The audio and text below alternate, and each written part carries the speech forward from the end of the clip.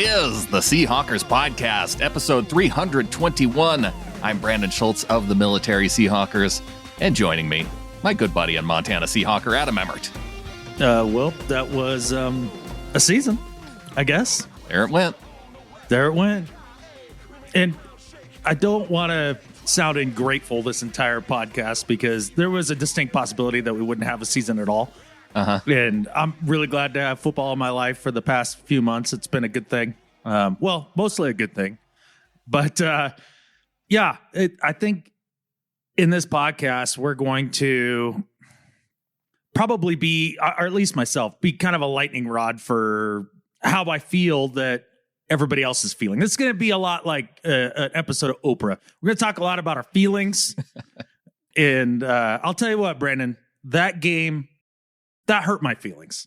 It felt personal. Well, I know it had to feel personal for a lot of people because it was the catfishing Los Angeles Rams. And whenever you play the Rams, it's going to be emotional. You know it is. And for this to be the first wild card round loss at home since the Seahawks played the Rams all the way back in 2005, that 2004 season, it's been a while. We haven't experienced a home loss. Now, there weren't any fans there. That obviously made it different. I heard a lot of people after the game saying, this is a bunch of crap. If other teams are going to have some fans at the stadium, it should be equitable for all throughout the NFL. And I kind of go back to where you were at. We got football throughout the season. Yes, it was a bummer. I know you took this a little bit harder than I did because for me, I kind of felt like the Super Bowl for this team was getting that NFC West title against the Rams in Week 16. That gives you an opportunity to hang a banner. If they get by this week, I thought the Seahawks were going to go down at some point in the postseason, maybe the next week. Likely, they would not get through a third round of games. So to me, I was ready for it. And my team played like they had played the last 8 weeks of the season. So I go back to something you said, Adam. This is the team we have. That we've seen what this team is, and it didn't change. I guess why I'm so livid and pissed is that it was entirely avoidable. And there's all the talent in the world on this team to, at the very least, go to the NFC Championship game. Yeah. Like, that was my expectation coming into the year. And that was before the big trades for Carlos Dunlap and getting DJ Reed on the team, and even before the trade for Jamal Adams. Exactly. So to see the defense come together in a way that gave you some encouragement and did in this game as well. I mean, heck, they played their tails off. I mean, hats off to the defense. They held up their end of the bargain. But why it's so maddening is that you've watched one of our best three players in franchise history in Russell Wilson totally digress and be a shell of himself for weeks. And after being on a historic pace, a torrid level through the first half of the season. So the ability's there. And you even saw a couple throws in this game that you're like, oh, there's Russ. But then just watching him play, and I think Michael Paul in the Ring of Honor said this, playing not to lose instead of to win. Mm-hmm. It was just maddening. Everybody was afraid to make the big mistake, and then they still made the big mistake. Right.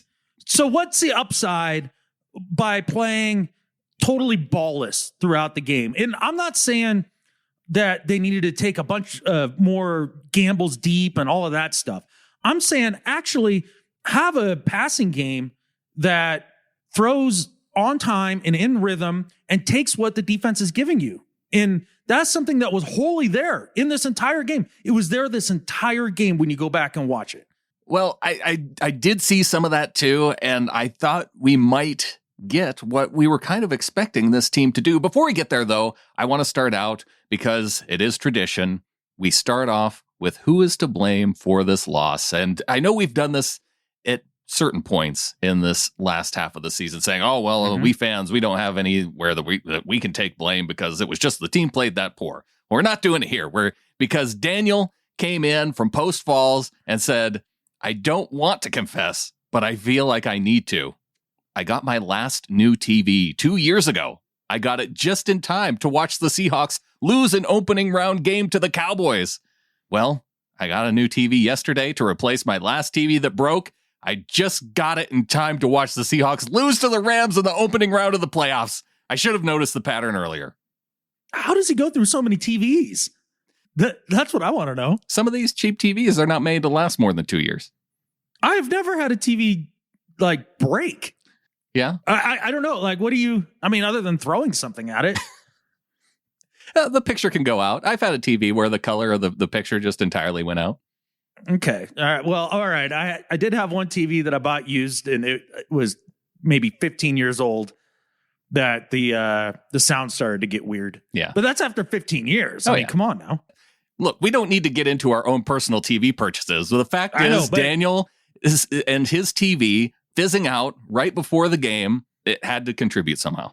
It must have. Apparently that's the missing link as to why the offense can't perform in a wild card game. In this case, correlation is causation.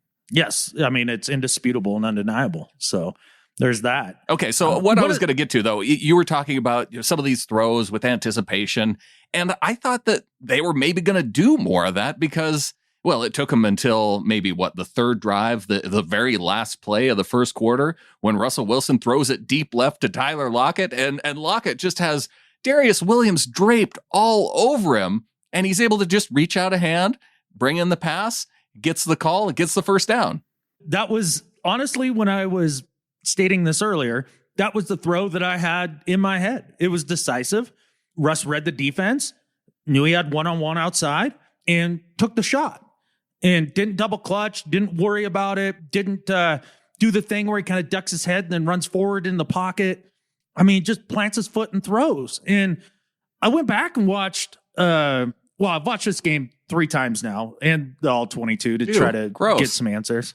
Yeah. This is the type of dedication that you guys get from us, because I feel like we have a difficult task on the show today to try to explain what's happening, even though I think at the end of the day, none of us really are going to have all the answers. And we got to have a lot of I don't know behind this. But there's some things. I think there's some definite things to point at. Well, we've gotten the clues. We've gotten the clues over the last 8 weeks, right? And this is just more that gives evidence to some of those things that we've been discussing over these last 8 weeks. Right. And, the Rams did a few things as well to kind of play into that. But, and while we're there, too, let's get this out of the way right now. The Rams defense deserves a lot of credit because, obviously, top defense in the NFL this season. It was a tough test going up again against Aaron Donald, although he injured his ribs on Russell Wilson's backside somehow. I think Russell sat down on him hard, and that may have sprained a rib or something. I guess. Russ getting his revenge finally, right? From all the times he's had to endure Aaron Donald hits. But I think when I went back and looked at it, what stood out to me the most was how much they were dominated in the trenches from the offensive point of view. It was also a function of what the Rams did a lot. They played with a lot of light boxes, right? They didn't have a bunch of 7 and 8 man boxes to stop the run, but they did have 3 interior defensive linemen, and then they take their 2 defensive ends / linebackers and play them really wide, right? Basically, the outside rushers really didn't get to Russ that much. The tackles kind of held up their end of the bargain for the most part. So what they were doing is they were making sure that the tackles would fan out really wide and then leave the interior guys without any help to take on Aaron Donald and the rest, right? Right. So what Russ was seeing throughout the day was a lot of pressure up the middle, and then they were containing him on the outside with the ends. So he didn't really have any escape routes. I don't know a QB in this league that deals with pressure right up the middle well. It's probably the most difficult thing that a QB has to deal with when he's trying to throw from the pocket. But the answer to that are quick throws. If they're going to bring 5-6 guys almost every single freaking play, there's a hole in the underneath zone right there. Mm-hmm. You throw right into the quote blitz. Right. And you rarely had a receiver going to that area. And then on top of that, if they did, it seemed like Russ was reading everything deep to short. Like the one cool thing about the all 22 is when they're going one direction. I don't know which direction it is. I should have paid attention. But the camera from the end zone is looking at the face of the offense, right? You're looking at Russell's face. And so you can actually kind of see where his head and his eyes are going. And it never was to the quick hot right out of the gate. Boom. One read, throw. Two reads, throw. Rhythm. They had no freaking rhythm. I watched so many other playoff offenses today go against good defenses. Yeah. It just astounded me how little rhythm there is in our throwing game and how Brady and Breeze and even Baker like go out there and just read it quick, know where he's going, and throw with decisiveness right when the receiver's coming out of the break instead of waiting to see the receiver come open. And that's what Russ has been doing. And then he'll sit and double clutch, and now it's too late, and now I got to try to scramble, and now nobody's open, and or run himself into a sack. And it really fed into the whole Rams game plan. And that's why it didn't frustrate me as much in this game, is because that is what we've seen Russ do just over these past 8 weeks. And so this has given Brian Schottenheimer and Pete Carroll plenty of time to try and adjust Russell to do these types of things. And either Russ isn't willing to make that adjustment, or they're not calling for him to make the adjustment. In terms of the play calling, I certainly didn't see different kinds of play calling to adjust for that kind of look on defense that you were seeing. Because like you said, you could adjust by doing the quick throws. Another way to adjust is to keep your tight ends in, have extra blockers. Another thing to adjust is run the ball more. And one of the things that bugged me in this game was how little they ran on second down, especially considering how effective they were when they did run the ball on second down. I went back and just to chart the plays on second down, there were 11 pass plays and 7 run plays. Of those 11 pass plays, I think they completed 3 that you could say were positive. One that was complete, it was like 1 yard. But I don't think they got a single first down by throwing the ball. And if it was late in the game in the fourth quarter. So if you're not moving the ball on second down to just not get to third down, you're in trouble. If you're running the ball and at least setting up those third and shorts rather than third and longs, the problem was they weren't even being effective when they did have third and short. They only converted 1 third and short the entire day. And so it was because, though, that they weren't willing to run the ball as much on second down when they could have to set up those third and shorts that I think it put them behind the sticks through most of this game. And to further your point, the Rams on first down played the run really hard, and they had more guys in the box on almost every first down. On second down is when you often saw 5 or 6 man boxes. And not only that, but the extra guy in the box was like maybe the nickel corner, if you count him, because he's kind of over that direction, or a safety. It's not even a linebacker, right? And this is where the majority of the problems arise in the offense, was the interior offensive line play. You should dominate those light boxes with the run game. And when they did run it against those, smaller numbers in the box, Carson would pick up 5-6 yards. On second down with Chris Carson, he had a 7-yard run. He had a 10-yard run for a first down. He had a 6-yard run and, 2 6-yard runs. And then there was that 2nd and 34, which he got the 14 yards where Russ was out on the edge blocking it. So I don't know if you really need to count that because that's a run situation anyway. But yes, all those other plays were on, 2nd and 9, 2nd and 10 type situations. And they were then putting themselves in position to be 3rd and 3, 3rd and 2, 3rd and 1 with those Chris Carson runs. Yes. And then the other thing about how they utilized the backs in this game, or really didn't, rather, right, was they did mix up man and zone coverage quite a bit, but they played a lot more zone. And it's what we've seen the Seahawks offense struggle with over these last 7 weeks or so.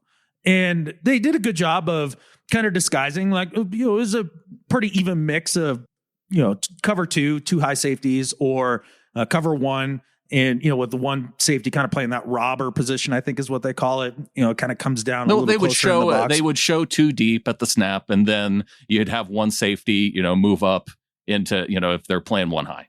But either way, a surefire way to beat this. And the thing is it was available and was there throughout the game, was you take your receiver and you run him at that corner, the corner on the outside, and you put him in a bind.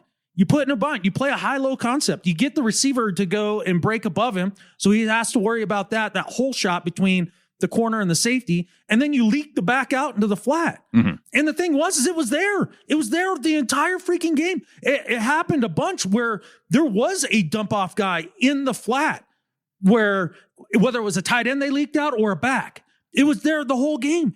And Russ turned it down again and again and again. And there was times as well where he saw it, started to kind of double clutch, and then not throw it, and then wait for them. And then at that point, either the tight end or the back would be like, oh, okay, he wants me to go upfield. And so then he'd go upfield and kind of run himself into coverage. And then it was an impossible throw to make, and he was late by 4 seconds throwing the catfish ball. Right. Just take what they're giving you. And I know that plays into the game plan. That's what they want you to do, is check it down. But that's what the Jets did, and that's how the Jets beat them. That's exactly it. Sometimes in a game like this where their offense wasn't going to put up much, you had the opportunity to take those little dump downs and just kill them by a death of 1,000 cuts. It was right there for the catfish taking.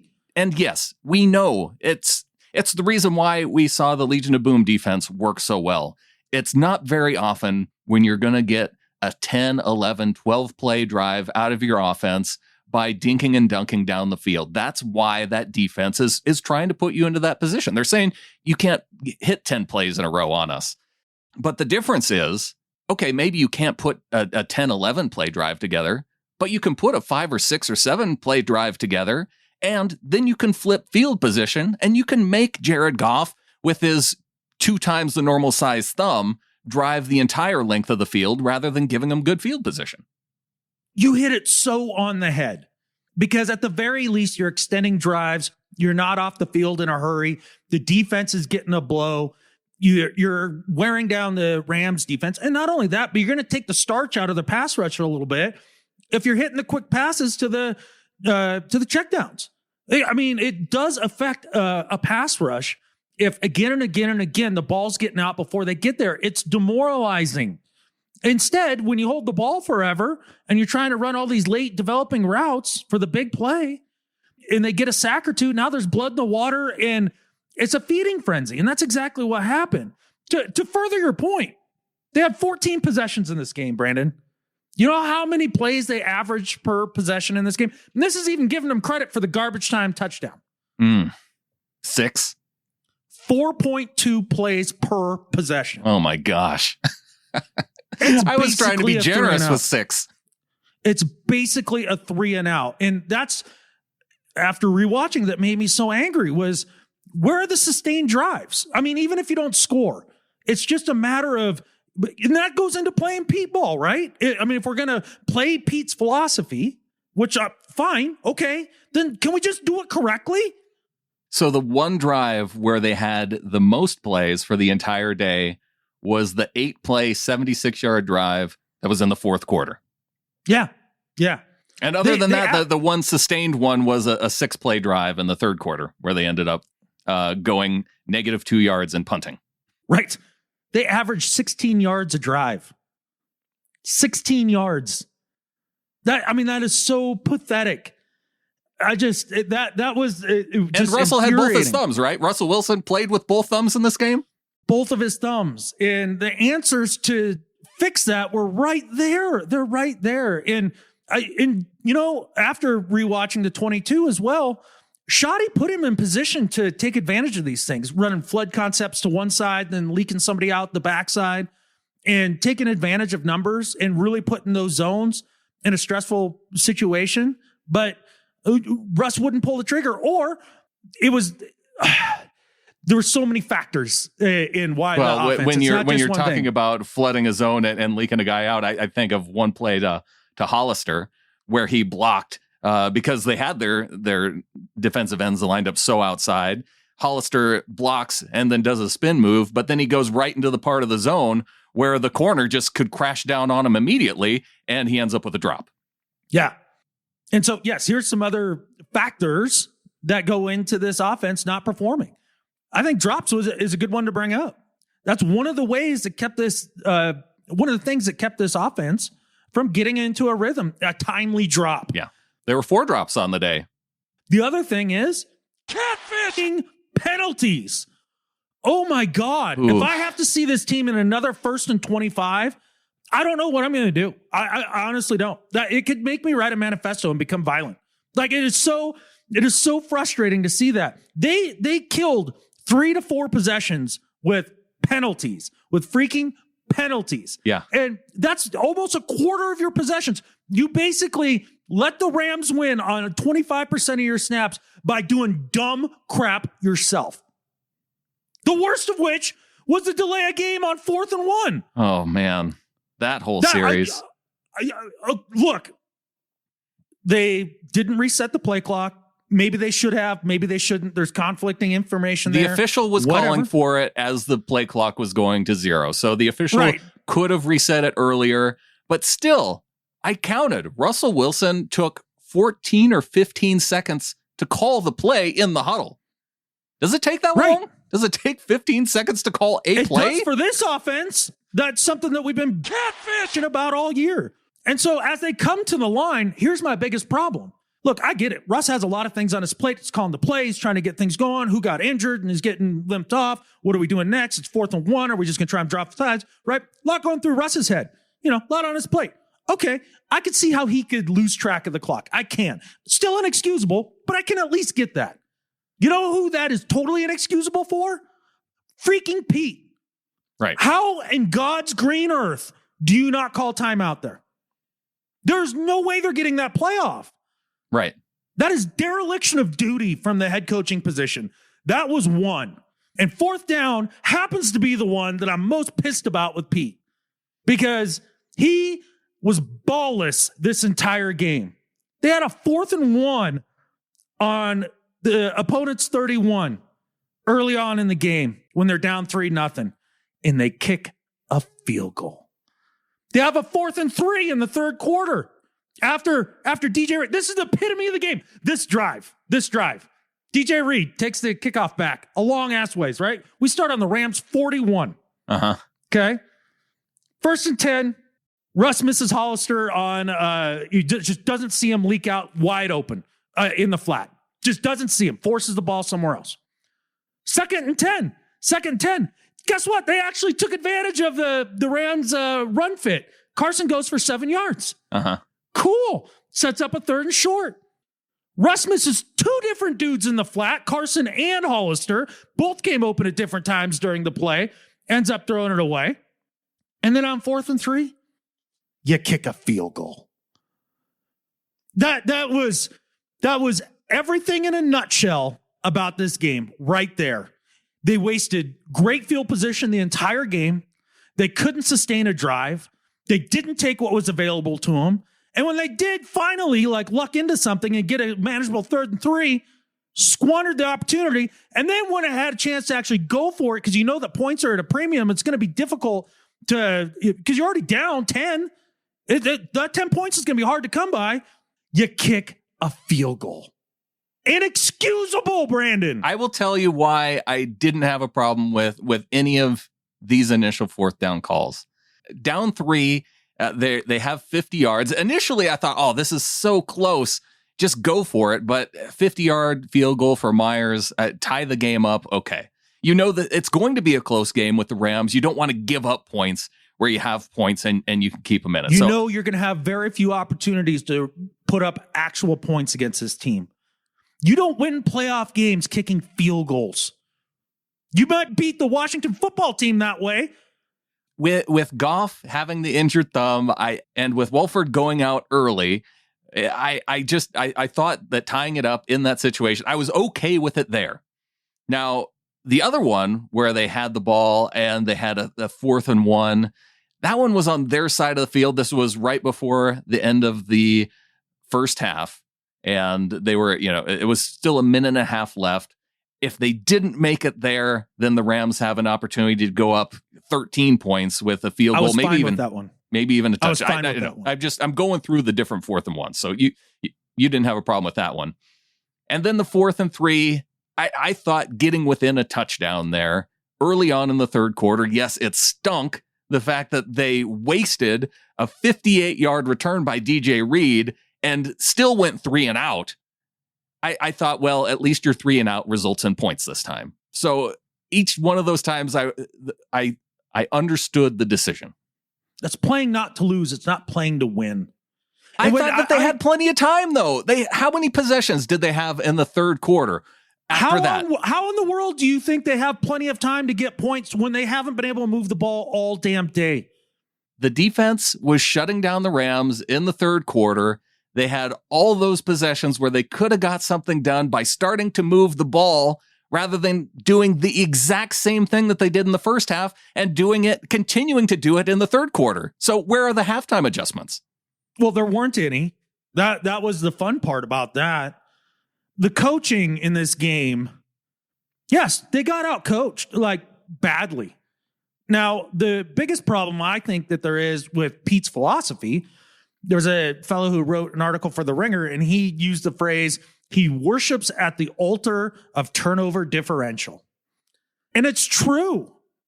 Pete plays to win or lose based off turnovers every single game. And look, the record is undeniable. He's a 1-0 whether he's with the Trojans or the Seahawks, when they win the turnover differential. But he's also 0 for a zillion when they lose it. So at this point, you're playing only to on turnover differential. That's what you're pinning all of your hopes on. And on top of that, how predictable? How much in your power are turnovers, Brandon? Yeah, not very predictable. In fact, so this is the other problem. Let's go back. Let's talk about the DK Metcalf, the throw out to him on the wide receiver screen. We see the graphic that this is the first time that a wide receiver screen has been pick-sixed all season. And so we have that. And this, again, was one of my problems. And, okay, I'm a little bit mad at the way this was set up just from a TV standpoint in Troy Aikman, because they do the shot to DK on the sideline. He's John over on the sideline about something. We don't know what it is. He's not mic'd up. So we don't, He was having a fit. He was having a fit over one thing or another. Who knows exactly what it was, but he was having a fit. Well, was he trying to fire his team up, or was he calling for the ball? I don't know. It didn't look like he was trying to fire the team up. I'll put it to you that way. If I'm going to try to be a body language expert. Well, I'm making the point that I'm not the body language expert, but we get that injected into the storyline of this game, right? That, DK Metcalf's over, all about himself wanting the ball. And so they're going to have to find a way to get him involved. So they find a way to get him involved. And this is the same thing that I've pointed out numerous times on wide receiver screens all season long, is that the wide receiver just sits out there, waits for the ball to get to him, back on his heels. And this time you have Freddie Swain out front blocking, and Williams gets through his block relatively easily. Somehow, Williams is able to thread the needle between the Freddie Swain block and DK Metcalf and not be able to get touched enough to where he can even be tackled by Metcalf. Like, that's how far back on DK Metcalf's heels he was, is that he couldn't even lean forward and make the tackle as the dude was jumping in front of him. Yeah. To further your point, somebody broke this down and they showed an example of how Tyreek Hill runs that route with the Chiefs. And yes, you come back to the football. And not only that, but it leads the defender right into the block of Swain. Yeah. If you do that. Yeah. That's how it's done. Yeah, that was entirely on DK in terms of... Or you both run into each other and the ball falls incomplete. Right.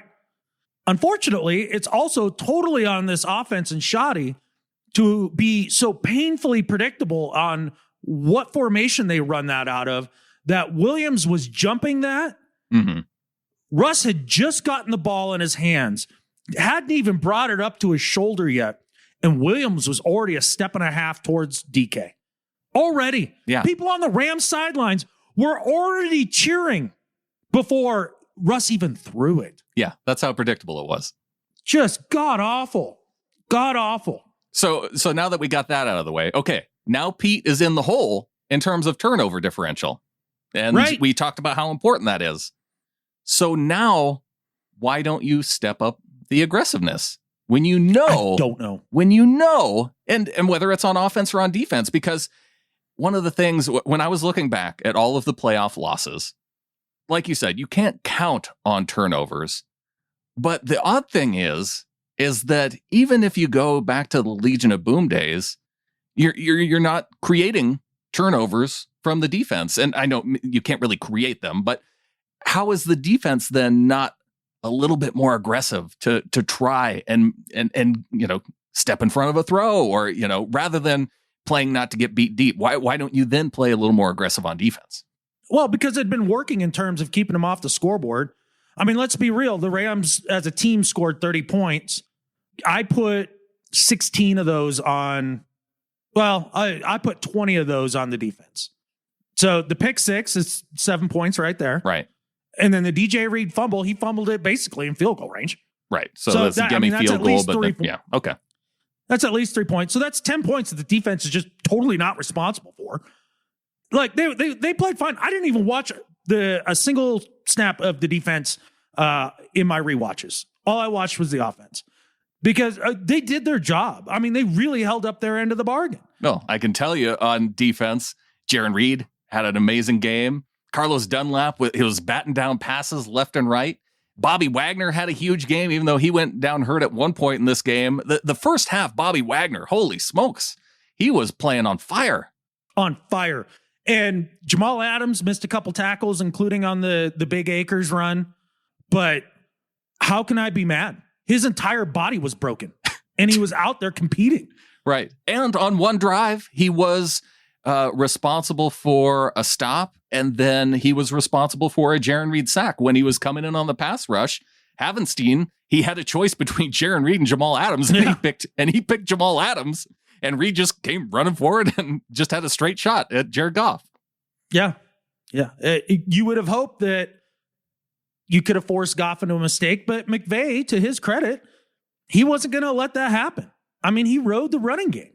And to be honest, Akers wasn't even that great. He just had a couple nice big holes that he exploited. He had one great drive, and then the rest of it was totally containable and was. I can't be mad at the defense at all. And if that's the case, then I can't be completely pissed at Pete because he's putting together that defense. He got them up to snuff. But just like you said, why do you not pick up the aggressiveness now that you're down a couple scores? Time is running out. You haven't really moved the ball. Why don't you look at Russ? And you don't have to let Russ cook and start doing, a bunch of deep shots and taking unnecessary risks. You need to let Russ cook in the sense of, go out there and trust your gut. And if, on option routes, in quick breaking routes and all that, trust your receivers, trust the timing, trust your eyes, and let it freaking rip. And we didn't do it. Move the football. Try and get started before you're taking the deep shots. Get some rhythm going, because that was I hinted at it earlier. This team on 3rd and short in this game. In the second quarter, you have a 3rd and 1. Carlos Hyde runs into, behind the right guard for 0 yards. And this was, in that 2-minute offense that they had. And Carlos Hyde, he's out there in the 2-minute offense, not able to get the first down. That was frustrating just because, gosh, Hyde can't even get 1 yard. But okay, so they punted away there.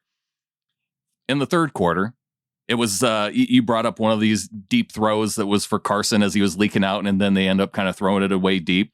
Every single one of these 3rd and short passes ended up being a deep shot. There was the one they picked up was a Carlos Hyde run for 3 yards. That was the one 3rd and short that they picked up the whole day, and they only picked up 2 third downs on the entire day.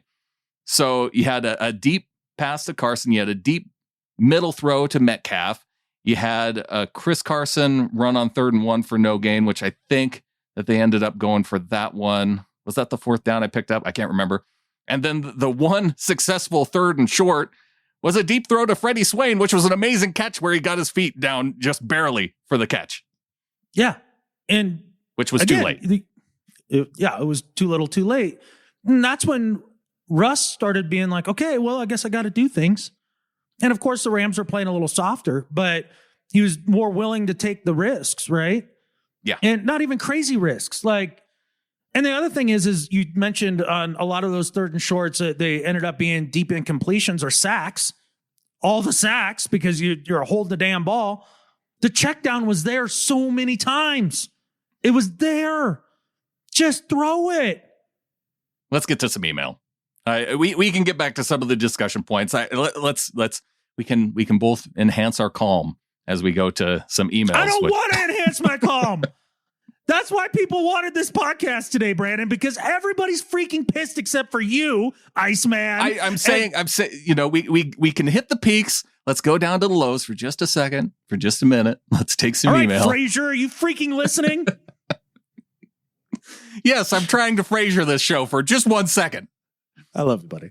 Kevin in Keene, Texas comes in, says, Pete, finally won a challenge on a spot.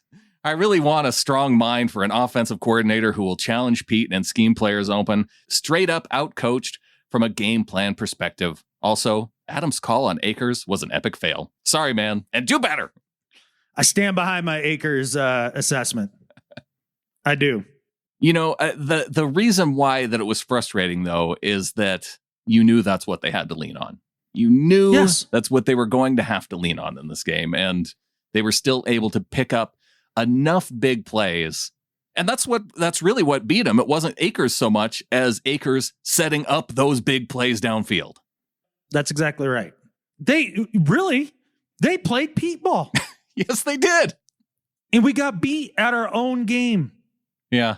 Instead of adjusting to the personnel and the circumstances, which was their offense was not going to put up, 35 points on their own. They just weren't going to do it. You're going to have to give it to them. And through mistakes, right? Which they did with the turnovers. And all you had to do was go out there and just not be a dumpster fire as an offense. Just not be a dumpster fire. And they were a dumpster fire. But they were 50-50 on challenging spots in this game. So there you go. Hooray. You got to look for the wins when you can in a game like this. I guess. David in New Jersey comes in, says, thanks for doing whatever you do this week. When this team loses in the playoffs, they lose ugly. This was unlimited ass kicking. Thank goodness Pete got to challenge a spot right there at the end. I got nothing except this. Why doesn't the always compete mindset apply to the first half? Finally, turns out that Skybox Shoddy is not the guy. Catfish! All of it. I get that. And I did want to get to Shoddy a little bit because I think some of the things that annoys me about this offense, again, after going back and watching a bunch of other playoff offenses. Wait a second. You're about to criticize Shoddy when he has ditched the hobo hat for a majority of this season? Well, yes, because there's some philosophy issues here that really, really bother me. Number one is most of the motions that they run are pointless. Are pointless, except for possibly as an indicator to man or zone coverage, right? But oftentimes it screws things up even worse for him. There was a play early in the first half. DK's in the left slot. Russ motions him all the way over to the right side. When he was over in the left slot, guess who was on him? Not Ramsey. No, a freaking defensive end. So that he's over there. He motions him over. Nobody comes with him. So now you know it's zone.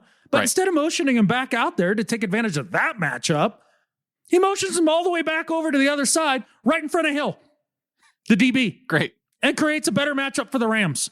That's stupid. And then you watch him do some of the zone read runs, right?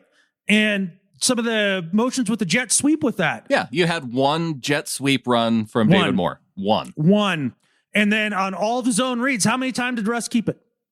0? Freaking 0. So what does that do?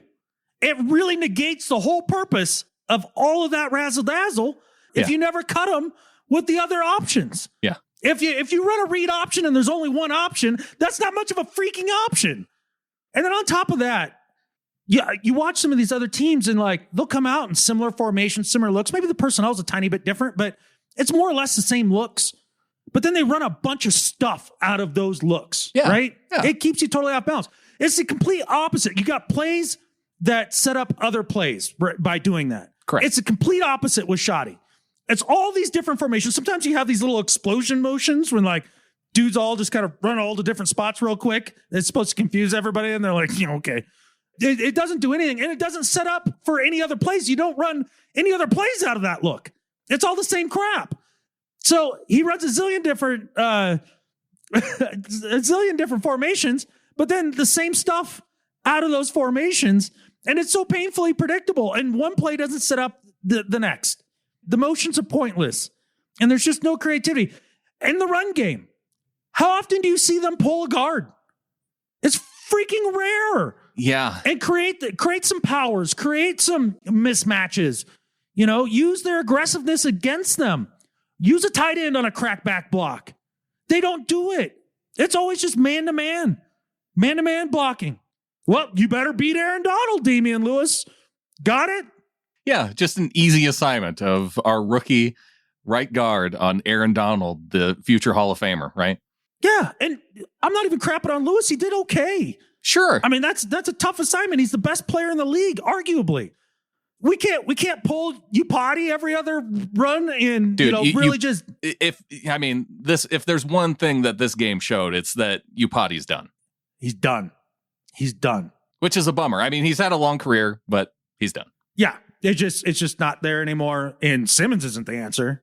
No, we know that. So yeah, left guard, it's going to be a challenge for whatever you got to do there. You got to hope that Dwayne Brown continues his level of play because dude was not even probably about it. Dwayne Brown was the most consistent player on offense this entire season. Yes. I knew what I was getting week in, week out. A very yeoman's effort in a professional all the way through. I love Dwayne Brown. If he can keep it up. And it all points to that he can. Sure. Yeah. You never really know. We didn't see a game from him where you go, Dwayne Brown's, at 35, he's getting up there. No, we didn't see that from him. So that is some good news. But to go on it with... And then what about Posick? Posick's done. That was tough. Yeah. He had a run. When I saw Joey Hunt last year do a better job against Aaron Donald and company than Posick this year, I mean, that tells you everything you need to know. Yeah. He can't do it one-on-one. He needs help. So that was instructive as far as the offensive line goes. You know who can stay and who can go. And Brandon Shells, you can. He gives you enough. So yes, he is a serviceable player at right tackle. He's plus Jermaine Ifedi, just like we had hoped. One of the best parts was watching the game and watching Ifedi false start on a field goal. That was fun. Take that, Bears. So yeah. Well, to go back to Schottenheimer, that was the other kind of indicator for me in this game, is this felt very similar to Darrell Bevell's final days as offensive coordinator. It feels like Russell Wilson has gotten to the peak of the Brian Schottenheimer offense. Yeah, the peak of the Brian Schottenheimer experience. So if it feels that way, maybe that means that, and there's 7 head coaching jobs out there available. Hopefully he gets one and he doesn't have to be fired. That would be the best opportunity for both parties. And so that's what I'm crossing my fingers for everybody. You and me both. And the thing is that there's a lot of people that you could find that come out of interesting offenses. It doesn't necessarily have to be out of, Andy Reid's tree, right? And the Chiefs, where it's all aired out and that sort of thing. Oh, no. Why don't you grab one of Greg Roman's assistants up there in Baltimore? You saw what he did with a mobile quarterback and Kaepernick. You see what he's doing with Lamar Jackson. It's interesting. It works well. It puts defenses on its heels. It's power football. It fits right into Pete's, mindset of how he wants to play. Why does the Shanahan? Why does Pete not run the Shanahan offense? Does that not fit? I don't know. Maybe it seems like it fits. Maybe Mike and him butted heads way back in the past. Maybe. I feel like the only people that run the Shanahan offense have direct ties to him, right? Like his son or Kubiak, yeah, right. But The rest of the league is kind of like, yeah, we're good on that. I don't know. I mean, McVay runs it to an extent. A little bit. There's shades of that. It just seems like it fits Pete's mindset, though, with the focus on the run and boots and play action and all that. And at least there's some continuity to it. At least there's plays that set you up for counter punches. Well, let's get another email in here. We got Doc Scott coming in. Says, hi, guys. I'm sure you have a ton of feedback following the debacle on Saturday, but I thought I'd add my 2 cents. I'll try not to say what I'm sure you and others have said already, but I will say that in 30 plus years of watching the Seahawks, that might be the most disappointing and frustrating performance I have ever watched. I just don't understand what has happened to this offense. Is Russ broken? Did Pete get his way? Did they play with fire one too many times by thinking they will always come back in the fourth quarter no matter what? I don't know, but I do know that offensive performance sucked balls. I love Russ. I think we're very lucky to have this guy as our quarterback, both in talent and as a person, but I am so tired of seeing him get killed every week or running for his life. In fact, he can't run for his life anymore as age and all the hits have taken their toll. We all know that he is the most sacked quarterback in the league year in, year out, and I am fucking tired of it. As much as I have enjoyed the high-profile trades during his time as quarterback for the likes of Jamal Adams, Carlos Dunlap, Jimmy Graham, Greg Olsen, Percy Harvin, etc., I only now want to see trades and drafts for the very best O-linemen available. Tom Brady is 43. He is still peak Brady. The reason he is still peak Brady is because he has got time due to great protection. We don't have Houdini Russ anymore. If you're not going to protect your best player, maybe the best ever in franchise history, then trade him away, because I cannot stand to watch him get pummeled every week, double clutching and seeing ghosts anymore. Thank you for letting me vent. This one hurt. And thank you, as always, for your great work. Go Hawks, catfish the Rams, and go Pack Go. From Scott. Yeah, catfish the Rams for sure, Doc. And hey, look, Doc Scott has some good points there. And I think one of the things I wanted to address is that they do need to find a way for Russ to play on schedule within the offense, because he's right. While still mobile, we can't rely on him pulling rabbits out of his ass and running the scribble play and all the secondary plays, right? Mm-hmm. Sure, we scored with DK on the one in this game, but there was also 2 other options on that play he could have hit just for the first down, and it was just a miracle that DK popped open. That almost was just trash all the way around. Yeah. But we can't keep relying on Russ to just in the fourth quarter just start doing that. And it's not just that he's a hair slower. I mean, because he is. But he's also 32, so let's not keep pretending that, we're going to suddenly see Russ back out there doing Russell Wilson things like we saw him in his early 20s. You slow down when you get older. You do. And teams have figured out how to play him. I mean, they keep those defensive ends wide, and they don't give him anywhere to go, and that's why you see him ducking up into the pocket. That's another habit I'd love to see Russ break, is when he does get these last few weeks stepping up into the pocket, he's always doing this like head down, ducking up into the pocket thing. Yeah, you're short already. Don't put your head down farther. Yeah, I don't get that, but whatever. As far as I've seen a few people say, well, trade Russ, and Doc Scott's not saying that in the way that other people are. Other people are like serious about it. They're like, get rid of him. Yeah, trade him for Deshaun Watson. Yeah, okay, no. Yeah, not doing that. Not doing that. I know Russell is a great player in this league. We all do. Well, I will say, though, that if you are going to trade him, yes, please trade him for Deshaun Watson and not a draft pick, because I would take Deshaun Watson over any first, second, or third overall pick. Yes, absolutely. But they don't have any first rounders to trade, or the Texans anyways. No, they don't. No. And neither do we. No. So, I don't want to see that. And I guess that leads to the discussion of Pete a little bit.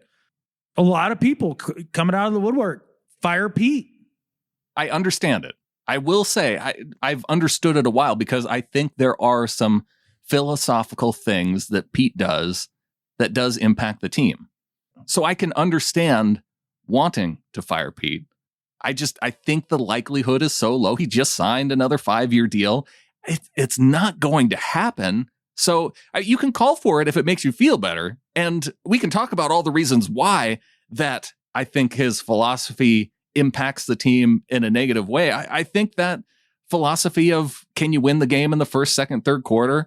Can you win it in the fourth? Yes. That impacts the team because you get in your mind that no matter what happens in those first 3 quarters, that you can come down and win it in the fourth. And yes, it results in some amazing fourth quarter comebacks, but I think it also results in you getting behind early. I think it's why in the playoffs we've seen so many teams get up on the Seahawks early, because they know that they can be aggressive early on with this team because Pete is not willing to take chances early on. So they're going to take advantage of that, be aggressive. And then when they can get up by multiple possessions, then they don't have any problem with playing from a 10-point lead or more. It puts the Seahawks in a bind. They're happy with that. And we've seen that work to other teams' advantage for multiple off seasons now. It's like a self-fulfilling prophecy. Can you win it in the early quarters? No. Can you win in the fourth? Yes. Well, then you ain't going to do your best in the first 3. And you're not going to throw out your best stuff at these guys in the first 3. It's just like you say. Now you're putting yourself in a position where you have to play hero ball to win. And it's good that you can do that. It is really good that you can. And it's also, it's the same kind of philosophy of treating every game like it's a championship opportunity, right? Mm-hmm. Although, really, when you're treating every game as a championship opportunity, what you're really saying is you're treating every game the same way. And it kind of ends up making every game seem like more of a regular season game than a championship opportunity type game. Because if you're playing every game like it's a championship opportunity, I think you have to be more aggressive earlier on in the games because you're treating it like a championship opportunity. Yeah. I think you can treat a game like it's a championship opportunity without being uber aggressive, Doug Peterson style, let's say, where you're going for it on every fourth down ever and having Nick Foles run out for passes and things like that. But yeah, I think you could be a little more aggressive. And to further your point regarding Pete and whether he's staying or going, you're 100% right with the 5-year extension. It ain't happening, so get used to it.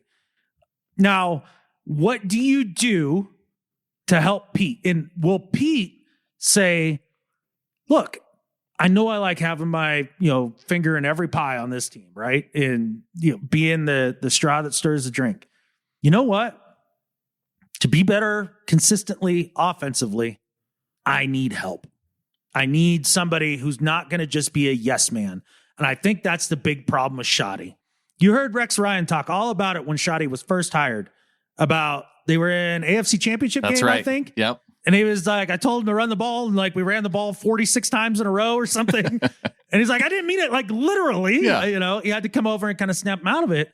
And I think that's what this is. And I do think they drilled it into Russ's head that any throw with anticipation is a risky throw, and he's got to see it before he throws it.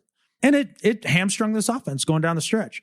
And then back to Doc Scott's email just a little bit about spending every piece of capital on offensive line. I'm 100% in on that line of thinking, because I'm watching these other teams, and the teams that play well offensively, they dominate in the trenches. It's where this game is won and lost. We talked about the very beginning of the season. Are we going to see a team that's able to consistently beat teams big with points, being a high-flying offense with all the flashy skill guys? Right. Or, derelicting the offensive line, or is it going to be the other way around? And guess what it was? Exactly what we said. You have to build from the inside out. You have to. So I want to see every resource spent there. With that said, I do think a third weapon in the passing game is also high on the list. Well, the thing is that third weapon in the passing game could also be your running back out of the backfield. You could find that guy. So that's a possibility. That would make it so you're probably spending your second overall pick, depending on how the draft falls, that you're able to find that guy in the second round. But Can we just agree right now that we're going to have more than 3 draft picks come this draft? I would think so. Because we're going but to. How they do that, that's going to be a big question. I don't know, but we can all agree that's happening. We can talk about this more. There could be a significant discussion around this. Okay. And we got months, Adam. Oh, I know. We surely do have months now. But yeah, I want to see them take offensive line as seriously as they should. I mean, they did a better job of it the last 2 years by at least giving it like some attention. They went volume in this offseason. And right, but it was low ceiling guys. Yes. Short of Lewis. Yeah. Everybody else, I mean, none of them are going to be. One of those guys you were able to turn around and trade for Carlos Dunlap. So that was a success. Yeah, I suppose so. But going back to Pete, I think there are some more things that I do want to discuss because we haven't talked about any of his post-game comments in this show. I think you and I, Adam, I think we can dedicate a show to that because in this offseason, I think it's good to go back and listen to what he says in some of these post-game press conferences because it really does give you an idea of where this team is going to go forward. He always drops little hints of things that are going to change in the offseason. And really, one thing that I want to address is that, Dave Bloomquist, I love him. Hong Kong Hawk, I love you, man. The idea, though, of Pete being a dinosaur, not willing to adapt. This is a suggestion that I just can't get behind because Pete did adapt this offseason. He looked at where this team was going with first and second down throws. For a minute. No, he kept it. He kept it all offseason. They were throwing more on first and second down. They went from position number 1 in the entire NFL in the first half to position number 6 in the second half. That's not a huge difference. And we saw it in this game. They still were throwing on second down, even when, and see, this is what made it predictable. Even on second down, they were giving them favorable looks to run the football, and they didn't. They decided to pass anyway. And so I think it became predictable for other teams to scheme against the Seahawks. So yes, you can. But here's the problem. So they kept up the volume, but then they took away Russ's authority to actually execute it. Okay, but that doesn't speak to you de-ball your quarterback and then continue to run passing plays and then wonder why the offense is broken. That doesn't speak to the dinosaur aspect, though. I yes, think. It does. I think that speaks exactly to it because Russ turned the ball over for a few games there in a row. They went 2-2, and he freaked out. Pete freaked out because he's worshiping at the altar of turnover differential. He probably thought Russ could handle it mentally. It's not that Russ couldn't handle it mentally. He's doing what he's told. There's no doubt about it.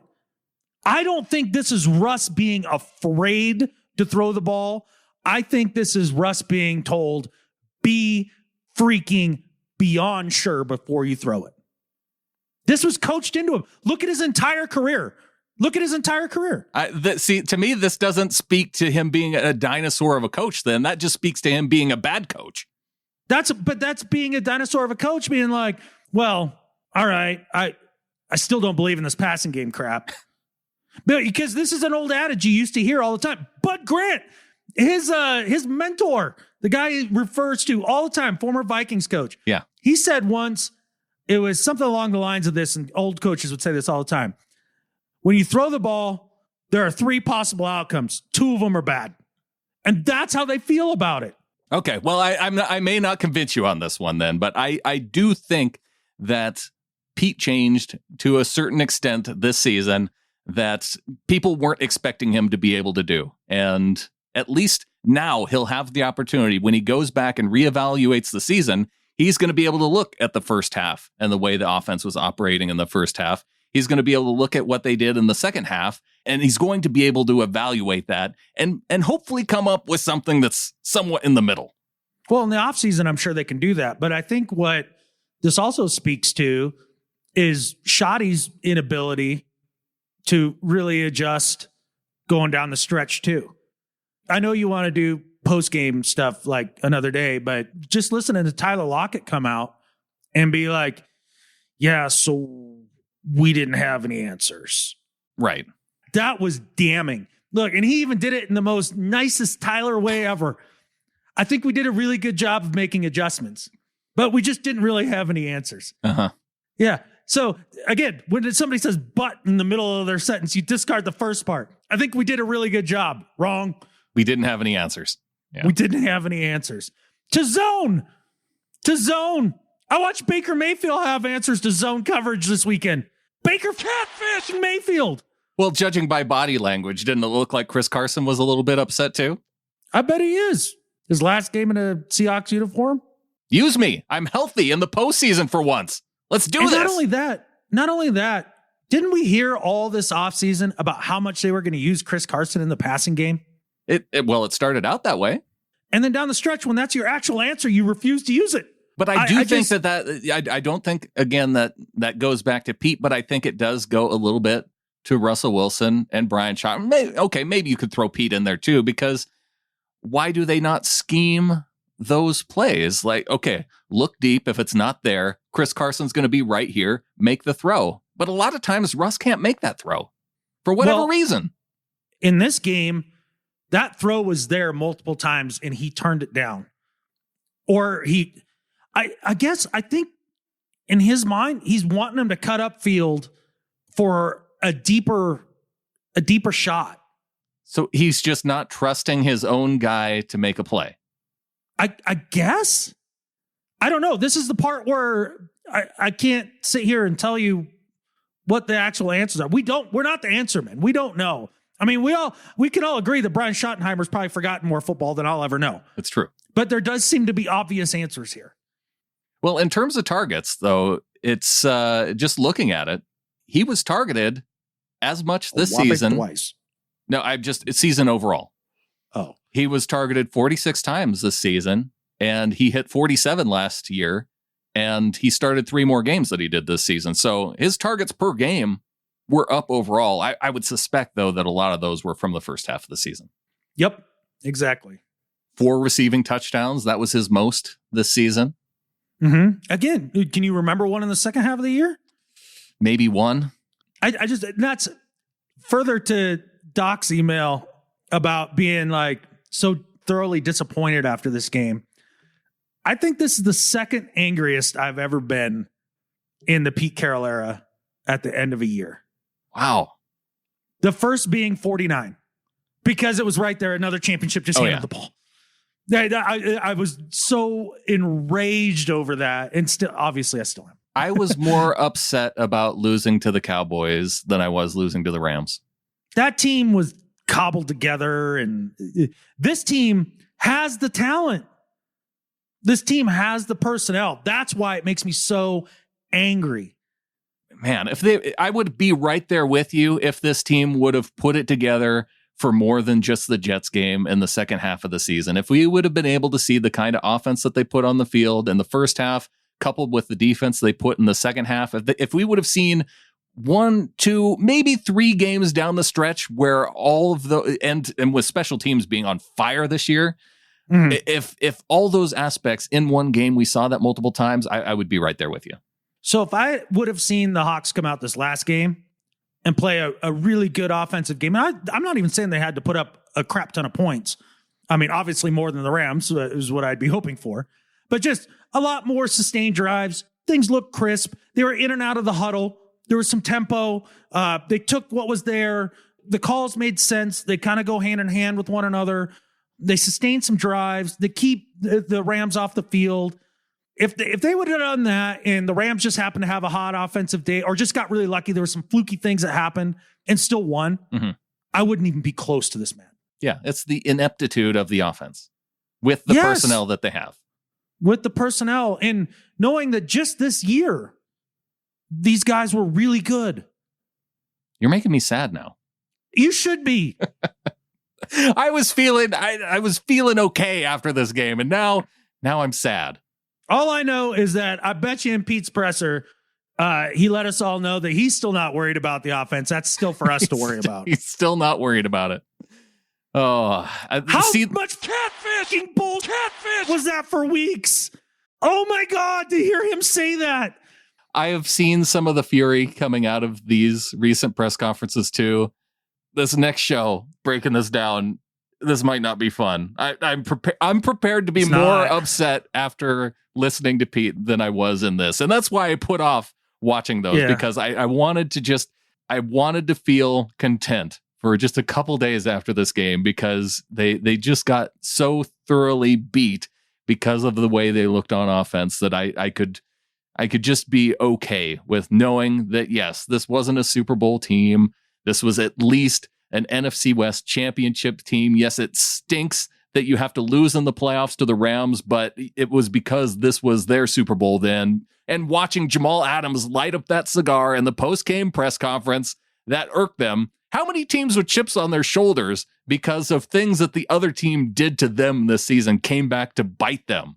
It came back to bite the stupid Steelers, who were so afraid to put their starters on the field to knock out a division rival in week 17 of the playoffs. It bit the Titans for whatever they did to the Ravens early on in the season. I still haven't figured out what that story is. I'm sure it's out there. I didn't want to look for it because, I don't care. But there was something there that they were pissed about, and they came back and they got the win. No, it really did. And I guess for me, it doesn't feel like much of an NFC West championship when you get knocked out by the second place team in the NFC West. Is it really a championship? You still get the banner, and I guess. Screw the Rams. Yeah, your feeling of contentment was just as fraudulent as this team being 12-4. Ooh. You trying to cut me at the end of this half of the show? Yeah. But at least the Steelers gave us one little bit of joy, right? They were the worst 12-4 team in the playoffs. That's true. At least we could take some solace in the Steelers sucking. I guess. I know. I'm sorry to yell so much on this podcast, but I just felt like a lot of people were feeling really, really upset and maybe needed to feel somebody else, kind of express that as well. Because it's disappointing, man. They're just a wasted year of Russ's prime. And now all offseason, I get to worry about whether or not he's going to be okay next year. This is the one offseason, right? This is the one offseason that you go into going, are we okay at quarterback? Is Russ going to be okay? This is the first time that we've had to have this kind of discussion.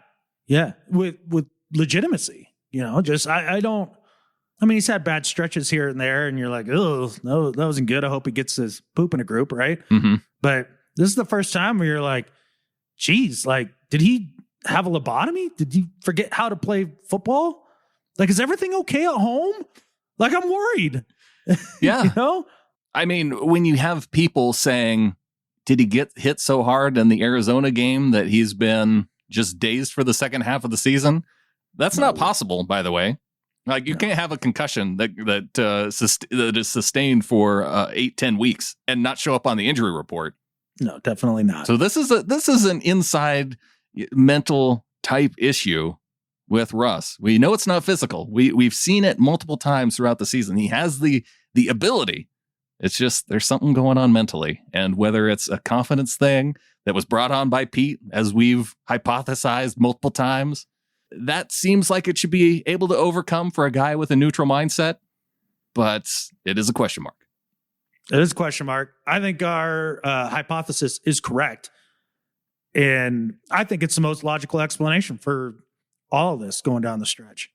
And I think that's why some people are calling for Pete's head. And that's why I said, and I can understand it.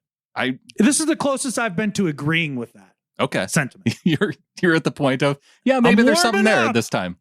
I'm warming up. There's no doubt. All right. Well, we're always warm to our new members of the flock. What do you say we welcome some? I think that's going to make it better. Tanner Roach comes in, and holy smokes, people, for you to come in after a loss. I think Tanner came in right before the game, so that's big. But I mean, to come in at the end of the season, it means a lot to us. So we'll start off here. Tanner Roach comes in at 12:12, getting into the Ring of Honor Facebook group, says, "Hey guys, this has been a long time coming.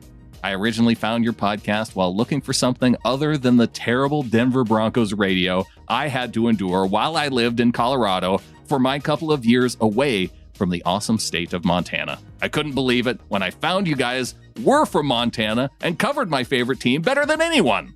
I'm ashamed to say I have listened to many of Adam's guilt trips and tried to become a supporting member, only to fall to technical difficulties and give up.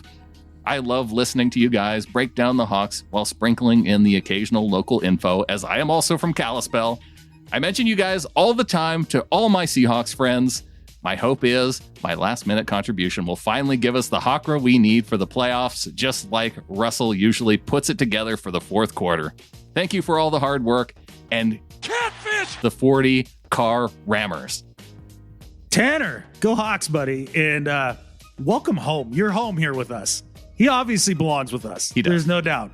Welcome home, Tanner. He's a little flogger. And hey, regarding the Denver Broncos radio, so I've definitely driven through Denver many a times on my road trips for work, tuned into that, and it is indeed a total catfish show. It is so bad. It is so bad. Our Broncos fan friend Jared, right? He can't listen to it. He's like, it is so god awful. Oh, it's that bad that a Broncos fan can't even listen to Broncos radio? It's awful. That when I was driving through this last offseason, there was legitimate, breathless talk about Drew Lock competing for the MVP this year. Okay. Yeah. Yeah, I could see how that could grate on you. But that's just how delusional their talk radio is, man. It's god awful. All right. Well, at least we don't have that to contend with. Hey, we're really glad to be able to help Tanner out with that. And welcome back to Montana, bud. Kayla Bowler comes in with a 12-12 donation, and she came in right after the game. And she says, I've been freeloading off my boyfriend, Joe Van Tassel, for a while now, and I felt like after losing in the first round of the playoffs, I needed to do something good after crying on the kitchen floor. So with that said, take my money. You helped me get through the 12-hour shifts at the hospital every week, and I'm thankful for you. This loss hurt big, but I still say, go Hawks, from Kayla. Go Hawks, Kayla. Look, I'm not going to lie. Maybe I should have teared on the kitchen floor after that game. One of the things about this game is that I knew in the third quarter the way this game was going. By the end of the third quarter, you looked at it, and yes, even though they were down 7 points, it was pretty obvious that they weren't going to come back in this game. I guess the only thing I was thinking was Goff would make a mistake. That's what you're hoping for, right? Yeah. Yeah. How many things did you throw throughout the game? I don't think I threw anything. My wife even gave me a pillow that I think I could throw, but I didn't.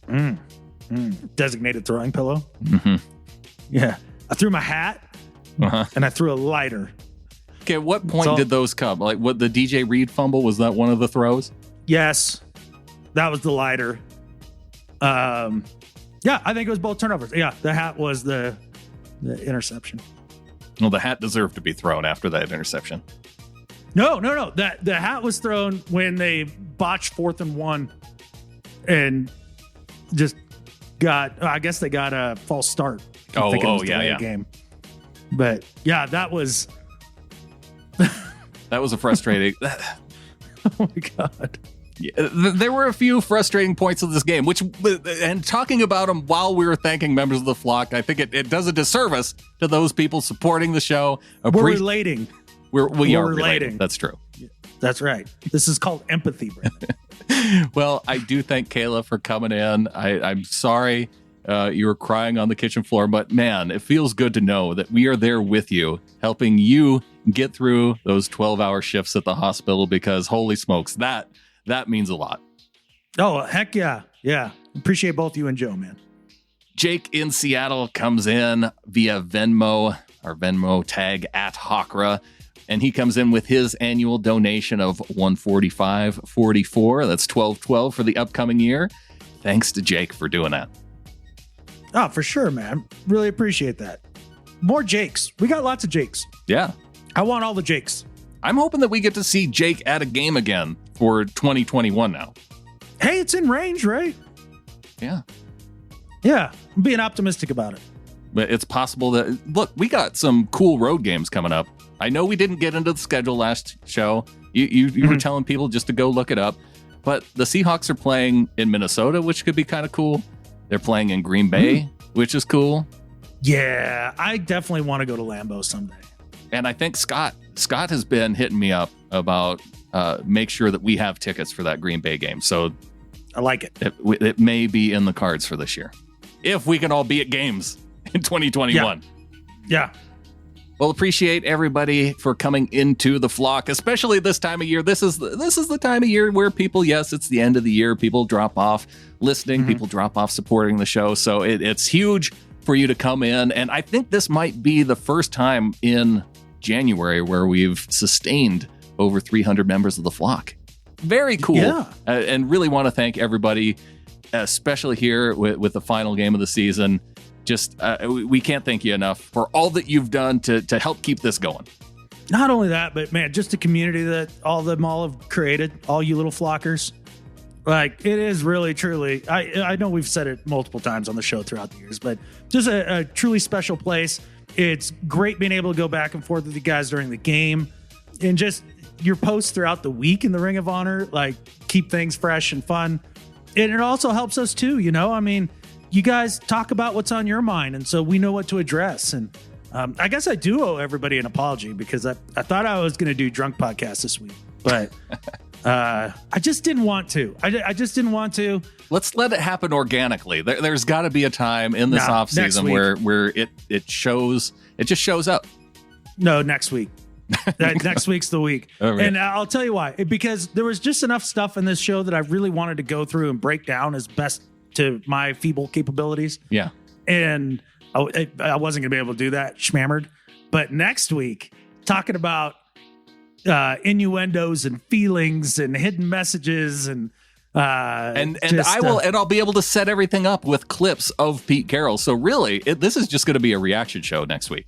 It's going to be a reaction show, and it lends itself easily to a drinking game. So we can come up with the rules for that, maybe. I know you won't participate, but what are you talking about? I'm the one of the two of us drinking during this episode. Yeah, you're having your one beer with your pinky out too. Yeah, it's an 8.6 though.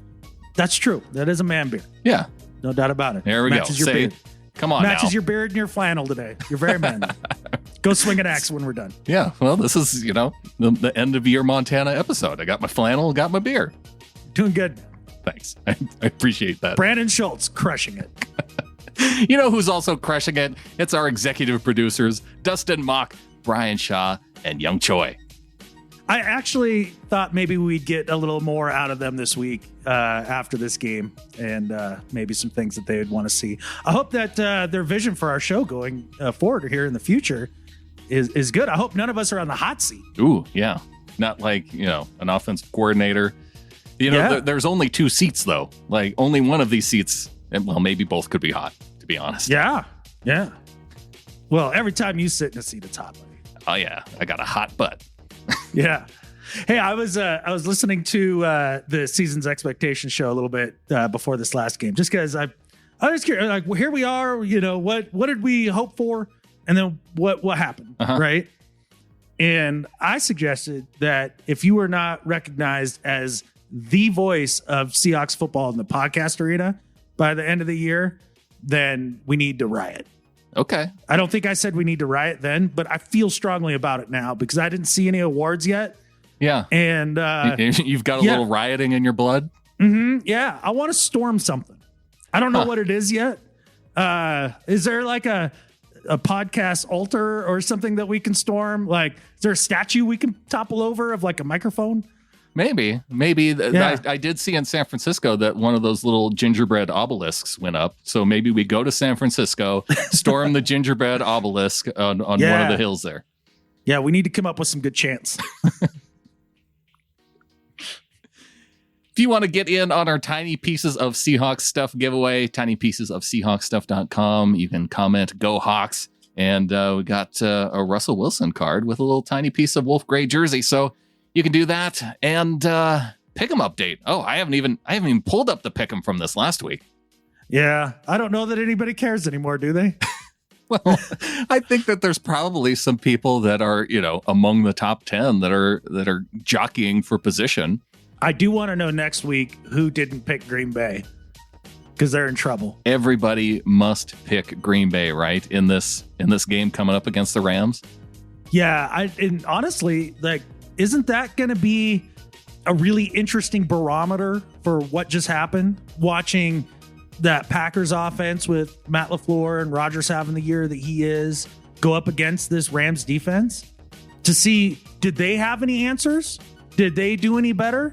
What was their game plan? I think that's going to be very fascinating. The Rams are going to get stomped, though. Let's be clear about that. They better. Well, looking at the scoreboard, thank goodness we did not have anybody pick the Rams within our Pick'em League. The message got through, and so that is one thing that I'm very thankful for. Well, even the people that were would have hedged, right? And thought, well, maybe the Rams are actually the best team. I don't think anybody was out there thinking that. They're like, oh, they've got an AAF quarterback and another one with half a thumb. And then not only that, but the AAF quarterback had to go to the hospital. Thank goodness it sounds like he's all right. But that's hilarious. He was gone. And then we finally got what we wanted in Goff. And then Goff outplays Russell Wilson. It's just the biggest FU ever to the end of a season, man. And who was it that had to go into work and talk to Rams fans? Was it Dan? Yeah. Yeah. Oh, dude, I'm so sorry. Yeah. I think you just got to own it. I think you just got to wear it. Because Frat Boy McVay does own Pete Carroll. I would own it for now, but then I would make sure and get the NFC West championship gear, the hat and the shirt, and wear it around the office. I wouldn't comment or anything. I would just make sure you wear it and just in casual conversation later on throughout the off season, and just do that. Just do that. That's the way that's the workaround. You're right. That way you come across as the better person right now. And then you just get in your digs, the passive aggressiveness a little bit later throughout the offseason. So basically this is like a very similar concept to beating zone coverage. You do a high-low. You go high, take the high road first, right, and then take the low road second, all sneaky-like. Well, looking at the Pick'em standings, this is, okay, there's been a few people that have given me a hard time about going with CBS Sports for the Pick'em League. But I think now I can do playoff prizes, because one of the things that happened once we got to the playoffs, there's so few games, there's so many people get them right. With the tie-breaking procedures being the first person to get all their picks in, I can now pick a winner. So C-Monk 12 got the win this week by getting the picks in first. And so congratulations, 5 picks correct, which means you got all the picks correct. C-Monk 12 getting the win this week. That's exactly right. Nailed it. So get your picks in early, people. Yeah, there's definitely advantages there. Yeah, I know people have given you crap about the CBS Sports thing, and it sounds like it's the mobile part that's kind of clunky. Is that what the issue is? I don't know. I mean, look, how many have we tried now? A lot. Like almost one every... I think we stuck with the NFL for the first couple seasons, and then we realized that they're just... For one, they didn't ask for an email, so I couldn't find out who won without having people to have to register to a separate database just so I'd have contact information. And good luck with that. I mean, we kind of made it work, but yeah. Yeah. But there were limitations there. Then we actually paid for an option. Like with the people that support the show, we actually paid for an option to run our Pick'em League. A lot of money, too. It was not cheap. Yeah. And it didn't have all the features that we needed to make it work. And finally CBS, it has the options that I kind of need to make it all work. And I guess it might not be the most user friendly, but gosh, it makes it so much easier on my end. Right. Right. I know. Hey, if we can ultimately someday find a better one, great. But I think you're doing good with your choices. Okay. Well, I know I just wanted to give you a pat on the back. Oh, thanks, man. Yeah. Well, I know Christian in Norway is feeling it because he's still up on top in the first place. Right behind him, though, Dan Collier Greens, 185. Then you got Jonathan Burkholder holding there at 184. And then Fernando Tejada and Van Nuys Hawks fan. Everybody stayed the same this week because they all got 4 points, but did have sideline sockeye sneaking up by one, getting the 5 picks and moving up a spot. So there's still some time for movement. Keep making your picks. Absolutely. Boy, our top of the leaderboard, they've been really consistent throughout this year. Like, amazingly so. Yeah, it's been good. Tugahawk dropped off toward late in the season. Right. I think Tugahawk was probably the one that's most emblematic of the Seahawks season. I was going to say, I think Pete got in his ear and told him to take less risks. That's right. Might be what happened. All right. Got a couple more people who came in via email. Let's get to those, Adam. Brett in Foshan, China comes in, says Sunday's game was hard to watch because I saw a Super Bowl caliber offense look like an NFL bottom feeder. During the game, I laughed a few times at how predictable and boring this offense looked. Credit to the Rams defense all you want, but going 0 for 8 on third downs until the third quarter is a you problem. This team is crippled by the dysfunction in its offensive strategy. Basically, Pete does not trust Schottenheimer with calling his own game and has given him directives. It seems to me this directive is don't turn the ball over, even if it causes the team to lose. In my view, Pete should have parted ways with Marty mid-season. Keeps calling Marty. Well, because there's a reason why he keeps calling Marty, because right now the offense looks a lot like his father's Marty Ball. Yeah. Pete and Marty Ball aren't that far off. So I could see how that Freudian slip would get in there. Yeah. It is not good for Marty to be play calling in a straitjacket, and the result has been the entire offense lost confidence that it could score. The problem with Shotty is that he is too slow to adapt in a game situation and understand game narrative. Basically, he is too predictable. Many of Russ's turnovers have been because a defense knew exactly which play was coming. I think this is why division rivals have been so difficult for the Seahawks, and how an inferior team like the Rams can make the Seahawks look bad. Of course, this is all what Adam was saying when Pete first hired Schottenheimer 2 years ago. Pete needs to find a creative play coordinator and just give him the reins for 1 year to run his offense. There is a risk to that, but I would rather see them miss the playoffs than what I saw today. A team that didn't fire a shot until garbage time. Sad to see this great team look so bad today, but I think Pete will learn his lessons from this year. Keep up the good work, gents. CATFISH the Rams, and go Hawks. Go Hawks. I think a lot of us feel that we'd rather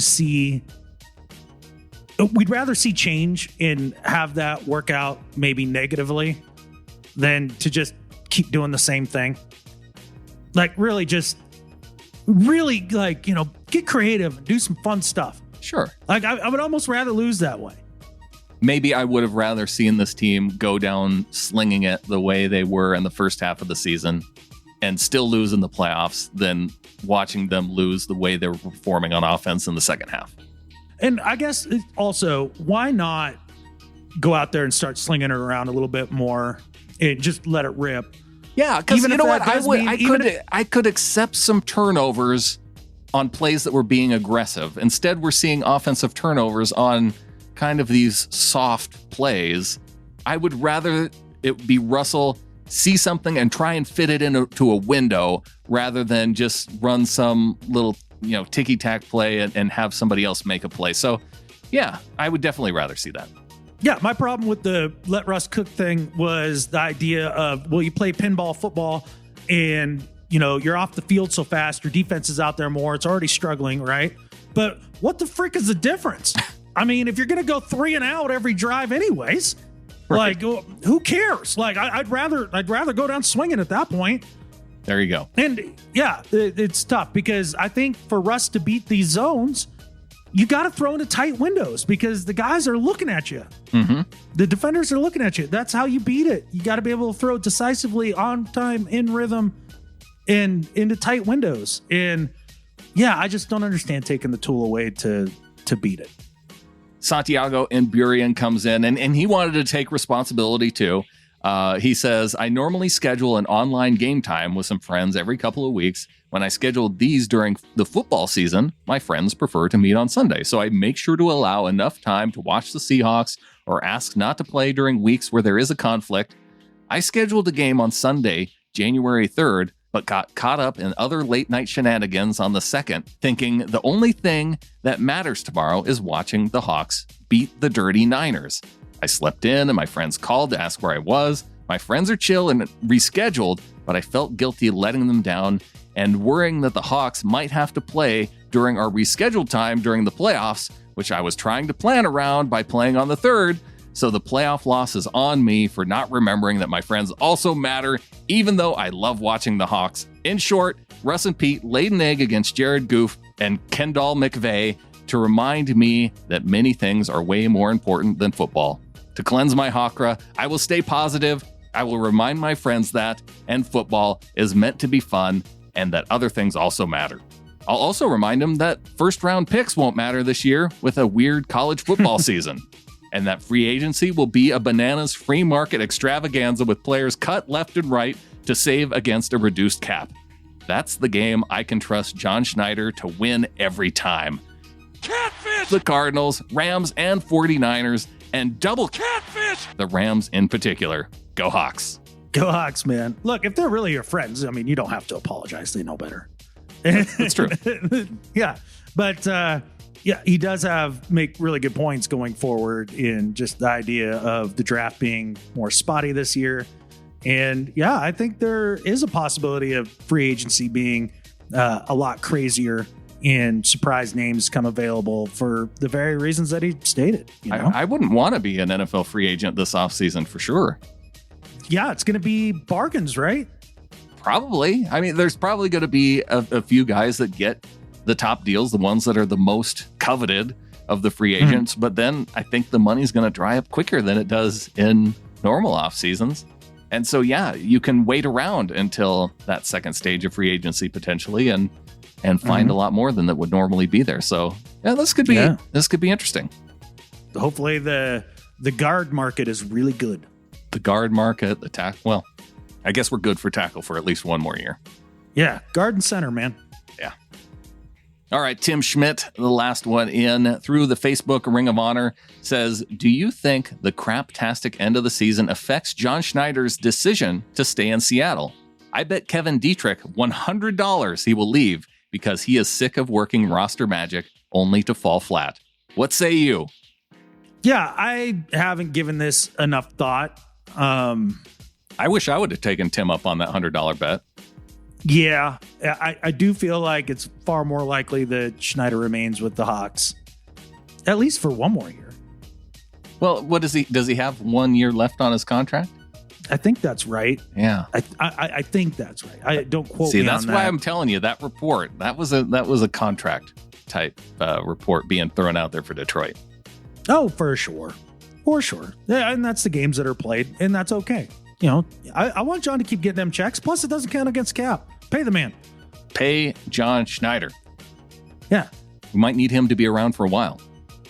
Yeah. All right. On to do better and better at life. My do better this week is for the U.S. intelligence agencies because they're slow playing something that we all need to know.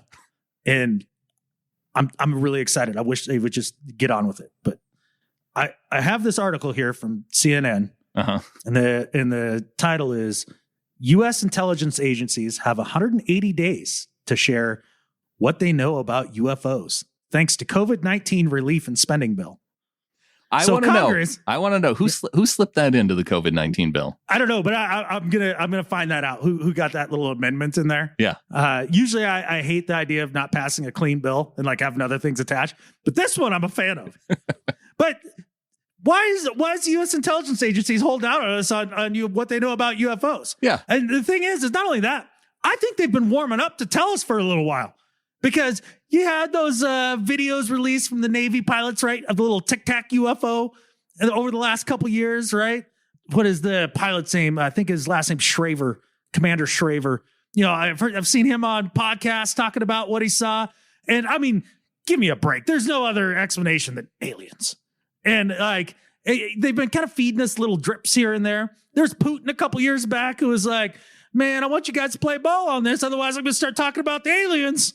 Like, I can't remember what he was negotiating, but he kind of threatened to spill the beans on the aliens. And then you had like this Israeli general earlier this year come out and start being like, aliens, they're out there, man. I've seen them. Like, he was in charge of some department that should know about such things, right? Yeah. Why are we slow playing this? Come on, U.S. intelligence agency. Don't take the full 180 days. Don't redact a bunch of crap because they are. I want us to know about the aliens. That's the one thing that's going to bring us all together and save humanity, save America. U.S. intelligence agencies, do better. Get to it already. You know it's going to be one of those reports where it comes out and the first page, it'll say the report number and it'll say the name of the agency that produced the report. You'll have one paragraph of an introduction and then it'll be about 80 pages of all black lines. Well, according to this article, the majority of it's supposed to be unclassified. Well, they better get something in there. Yeah. And it better be good. It better be good. The American people deserve to know. We're tired of waiting. Get on with it already. Yeah. All right. My do better this week is for a theme. I could see this coming, Adam. I think I even brought it up in the last show. This is what we're going to get throughout the offseason. We got a preview of it with Deshaun Watson, with it getting leaked out there that maybe he isn't the happiest down in Houston, that he's going to want to trade. And so we had to hear from it all this past week of, where's all the places that Deshaun Watson could go? Let's make all the deals where the Texans could trade him. Never mind the fact that, like we've talked about over and over again, franchise quarterbacks don't get traded. There is not a trade package that you could come up with that's going to be better than what you already have in Deshaun Watson. And yes, I'm even saying that the number one pick from Jacksonville, if you trade that for Deshaun Watson, it's not going to be enough. Jacksonville's not going to even want to do it because they would rather have, the potential in their hand of something better than Deshaun Watson than have actual Deshaun Watson, which, it doesn't make sense, but that's the way it goes. And so when Cole Musgrove, who's a writer for USA Today, when I saw this hit Twitter, it reminded me that this is coming. Cole, I know you've got it locked and loaded for an article on USA Today. He says, is now a good time to remind everyone the Seahawks only have 3 draft picks this spring. You could have left it there, Cole. You could have left it there. He says, I wonder if Seattle can convince Russell Wilson to waive that no trade clause of his. Come on, Cole. We don't need to go there. It's stupid to think to even consider going there, but you did it. You did it right after the game, and you need to do better. Go home, Cole. You're drunk. We can't have that. I do think the Watson thing is interesting because I think that there is a legitimate chance that he is very unhappy in Houston. And why wouldn't he be? Oh, yeah. What do you see coming on the horizon that you're not going to waste another 2-3 years on a rebuild?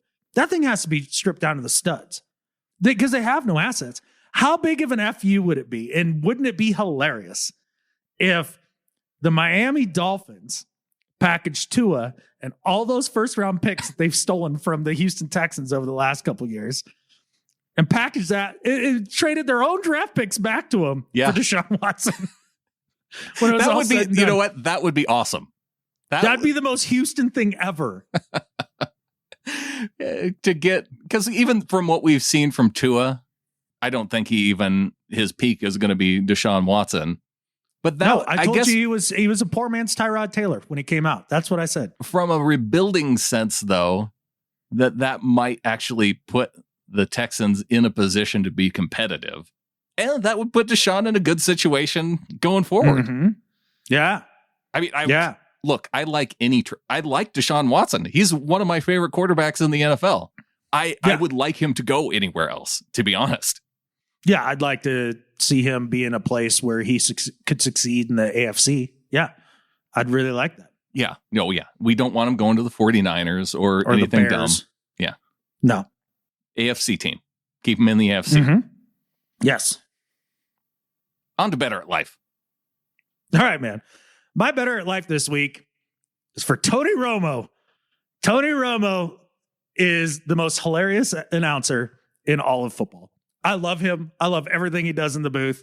I love the way he predicts plays, but I love his sense of humor the most. And if you didn't watch, was it the Saints game that Saints and Bears? Yeah, Saints Bears. Yeah, him and Jim Nantz were calling. Tony Romo worked in just the tip jokes throughout the broadcast. I heard that. Let it go. Oh, they were so great. He just, yeah. Oh, well, you catch the ball, just the tip. That's all you want to get in there. Do you think that they had some kind of drinking game, like behind the scenes, that they were, because the way they were saying it, it made me think that they just, there was a reason for this. Maybe in conjunction with like Corona beer or something. Maybe. Yeah, maybe it was something like that. It was hilarious. I love that he was working in dad jokes all the time. And then the best part was he even got Jim Nantz to like, start doing it a little bit. Although, bless Jim Nance's heart. It's a lot like my dad. Like, have you heard Jim Gaffigan's stand-up routine about the Hot Pockets? I've heard you reference it on this show, I think more than once. Yeah, okay. But the punchline is Hot Pockets. And there's times that works when you can work that in at other points in conversation if you've heard the bit and it's funny. And my dad, I was explaining it to my dad one day, and he just didn't quite get how it was supposed to be used. Like he'd see like a cow that was doing something funny. He's like, that cow's rubbing his butt. Hot Pocket. Doesn't make any sense. Jim Nantz was like, yeah, it's just like when we go out to dinner, Tony. It's all about the tip. Nice try, Jim. Yeah, totally whipped. But anyways, while I was smarting from a Seahawks loss, Tony Romo bringing just the tip jokes. Better at life than Skip Bayless. Well, from that to my better at life than Skip Bayless this week, I'm giving it to the Seahawks for giving the Seahawks swab team the honor of raising the 12 flag for the final game of the season, giving them the opportunity to just raise the flag in the playoffs, especially for what they've done throughout the season. Seattle gets through the entire season with no COVID positive tests. That's a huge accomplishment, especially when every single other team in the league, they ended up having a positive test. Shoot, the Cleveland Browns, they didn't even have their coach on the field for the first game of the playoffs. Like they managed to, the Browns head coach managed to avoid all season and got caught right before the playoffs. That stinks. And it is because of the men and women on the Seahawks swab team that were involved with the team, helping keep the rest of the team taken care of throughout the year. And I love the fact that they got honored in this game by raising the 12 flag. So to the Seahawks swab team, better at life than Skip Bayless. I'm glad you brought that up because it allows me to tease something for the next show as well. And kind of get a caveat out of the way first before I say what I'm going to say next week. But yes, the people that helped to make sure that they got through the season COVID-free, big deal. I'm really happy for them, and that was a cool gesture by the team. But I have thoughts on exactly how big of an accomplishment that was and how some of the things I've heard in the press conferences have gone. And I'll leave it at that. Oh, I've got a take on all that. Oh, good. Well, that's a good off-season topic for this show. Yeah, it is, isn't it? I can't believe it. We kind of the ultimate way for this season to end, right? This 2020 season. It feels fitting somehow. Just like a final punch to the balls. More than just the tip. And with that, there's only one thing left to say. Go Hawks. Go Hawks.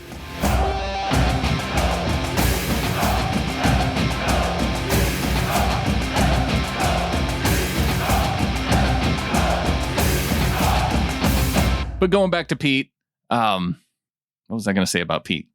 Hot Pockets.